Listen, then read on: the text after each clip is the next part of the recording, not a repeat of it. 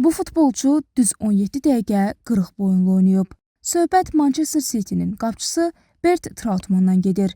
1956-cı ildə İngiltərə Kubokunun finalında Manchester City və Birmingham klubları qarşılaşırdı. City'nin qapıçısı Bert Trautmann inanılmaz oyun nümayiş etdirir. Lakin maçın sonlarına yaxın o rəqib hücumçu ilə toqquşur və yerə yıxılır. Hamı Trautmannın əvəzlənəcəyini düşünürdü.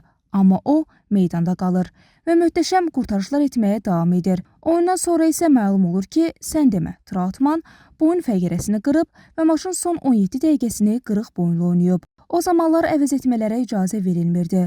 Buna görə də Trautmann komandasını meydanda tək buraxmayıb. Manchester City maçı 3-1 qazanır. Trautmann isə futbol tarixinə əfsanə kimi yazılır.